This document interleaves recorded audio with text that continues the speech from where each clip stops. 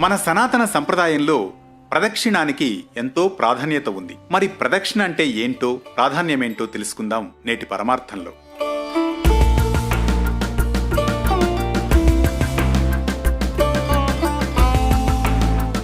ప్రదక్షిణం అనగా తిరగడం. దైవనామస్మరణతో దేవాలయం చుట్టూ తిరిగితే ఆలయ ప్రదక్షిణం అంటారు. గ్రహచారాలు బాగాలేకపోయినా, అరిష్టాలు ఏర్పడినా ఆలయాల్లో నియమిత సంఖ్యలతో ప్రదక్షిణం చేస్తే వాటికి పరిహారం జరుగుతుందని మన హిందూ ధర్మశాస్త్రాలు సూచిస్తున్నాయి. ఆలయంలో ఉన్న దైవం విశ్వశక్తి కేంద్ర బిందువునకు ప్రతీక.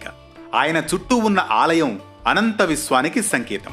ఎన్నో జన్మల్లో సంపాదించుకున్న కర్మల ఫలితాన్నే ఈ జన్మలో అనుభవిస్తూ ఉంటాం. ప్రదక్షిణం పేరుతో పరమాత్ముని చుట్టూ తిరగడం వలన అనేక జన్మలలో చేసిన కర్మల దుష్ఫలితాలను తొలగించుకోగలం. కర్మక్షయమే ప్రదక్షిణలో పరమార్థం. మన మనోవాక్కాయ కర్మలు పరమేశ్వరుని చుట్టూ పరిభ్రమించాలన్నదే ప్రదక్షిణలోని ప్రధానోద్దేశం. ఇక ఆలయాల్లో చేసే ప్రదక్షిణల్లో ధ్వజస్తంభం నుండి ప్రారంభించి తిరిగి చివరకు ధ్వజస్తంభం వద్దకు చేరుకొని దైవానికి నమస్కరించడం ఒక ప్రదక్షిణ. తమ చుట్టూ తాము తిరగడం ఆత్మ ప్రదక్షిణ. ఇంట్లో పూజల సందర్భాల్లో మాత్రమే ఆత్మ ప్రదక్షిణ చేయాలి. అలాగని ఆలయాల్లో మాత్రం ఆత్మ ప్రదక్షిణ చేయకూడదని మన శాస్త్రాలు చెబుతున్నాయి.